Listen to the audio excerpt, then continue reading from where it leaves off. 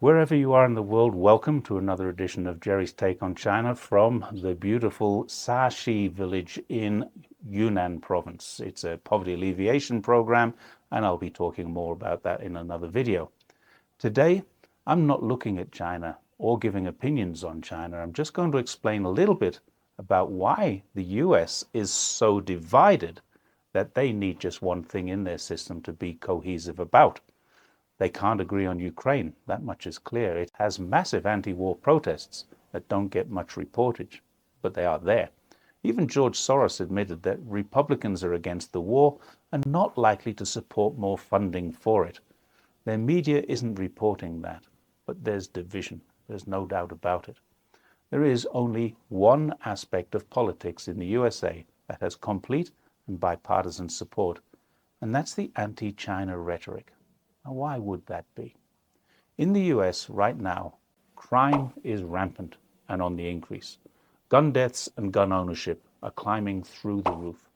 2023 so far is the worst year on record for gun violence.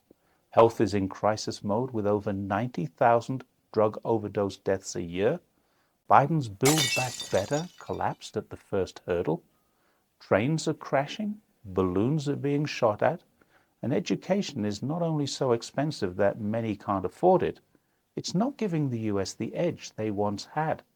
China's overtaken them in science, in tech, in health, and even in the university rankings, where Beijing's Tsinghua University has overtaken MIT as the best engineering and the best computer science school in the world.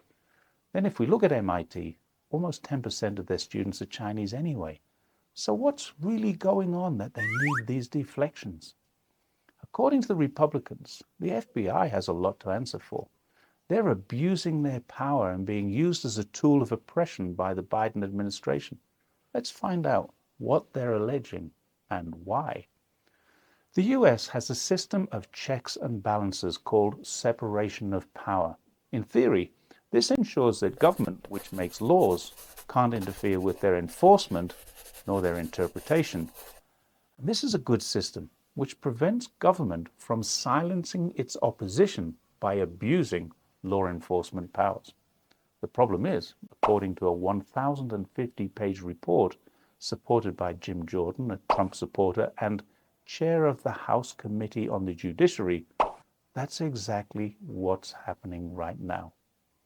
Whilst the report criticizes both the Department of Justice, the DOJ, and the FBI, it's the FBI Director Christopher Wray who is subject to most of the criticism. Wray was, ironically, appointed by President Trump and remains director of the FBI now. Wray has spoken about the Mar-a-Lago raids, but he hasn't said much. It's a matter of sub judice, so it's unlikely he will. He can't legally. But as director, it's inconceivable that he would have not been aware of this unprecedented raid on the residence of the president who appointed him, and almost certainly would have had to have given it his approval. There are many reasons why Republicans are dissatisfied with the FBI. One was the investigation into Hillary Clinton's emails, which weren't, in their opinion, investigated properly. Another is they feel that the FBI sought to discredit Trump in the run-up to the 2016 elections by investigating his connections with Russia, which Trump denied and now seem to be untrue. While Republicans believed there were genuine reasons to prosecute Clinton, there appeared to be, in their mind, no reason to pursue Trump. Yet the FBI dropped the Clinton case while continuing to investigate Russiagate.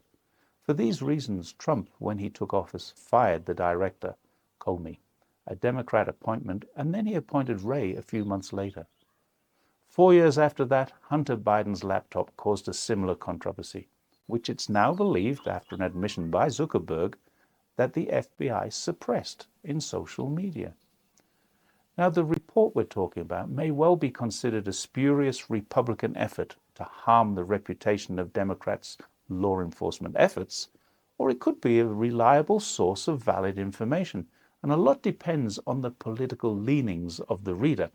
But one thing is certain, it highlights serious divisions inside the USA. Immediately upon inauguration, the Biden administration commenced an investigation into domestic terrorism.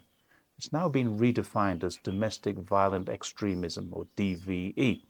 This report claims that since the investigation, the statistics have been manipulated to increase the amount of DVE to justify increases in FBI powers against what Republicans say are opponents to the administration.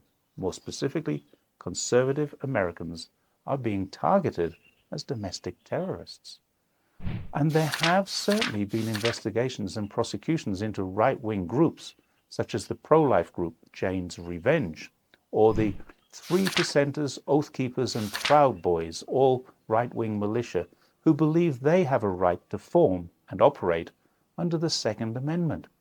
These groups are featured in many reports, and there have been many convictions from within them, particularly in relation to the January the 6th riots. A main thrust of our report is based on the premise that DVE is being manipulated by the Biden administration as a means to enhance its control over the Department of Justice and the FBI, and therefore the American population. The report suggests that DVE is being applied to crimes which don't fit the criteria, and the number of DVE offenses are being exaggerated to support a more authoritarian approach. Indeed, there is even a White House statement suggesting that domestic terrorism, now DVE, is the greatest threat facing the US, bigger than China. An interesting contradiction now exists. The Second Amendment talks of a well-regulated militia being necessary to the security of a free state. But this report suggests Democrats are using the FBI to prosecute members of well-disciplined militia who happen to arm themselves when they felt their process of democracy was being taken from them. The report further suggests the FBI and DOJ didn't place as much emphasis on the BLM riots of a couple of years ago, but fails to address that January the 6th was actually a direct assault on the seat of government, while BLM was civil disorder related to disenfranchisement. Whilst this topic will be the subject of many academic investigations in the future, it's clear that the USA is a divided nation along the lines of one large group believing the election was stolen and an equally large group believing it was legal. However, there's an even larger group encompassing both sides of the political spectrum who believe that democracy has failed. Yet, when militia was, legitimately in their opinion, formed and traveled to the Capitol in opposition to this government, that government not only prevented them asserting what they thought was their rights, but used the dual arms of the DOJ and FBI to criminalize their activities. But if we are to think that Trump's loss is all that divides the USA, then a deeper look into this report is necessary. There's more, a whole lot more. The Roe versus Wade Supreme Court overturn polarized the nation. Attacks on abortion clinics are as common as attacks on pro-life centers, but criticism of the FBI from the right is rife because attacks on abortion clinics are being categorized as terrorism by the Department of Justice. This report alleges these crimes of attacks on pro-life centers are carried out by left-wingers, but are treated as less serious state-based crimes. Now, that may be sensationalism, as the FBI do investigate both sides of the issue, but there's a thing called FACE, Freedom of Access to Clinical Entrances, and it's definitely treated more seriously, and abortion remains one of the most divisive issues in the USA today. Other things that divide the nation are wokeism and critical race theory. Again, this 1,050-page report has a lot to say about these matters. Once again, it's Republican supporters getting labeled as extremists because they refuse to accept these matters inside their schools and communities. According to the report, ordinary mums and dads are being placed on terrorism watch lists just because they have a lot of guns.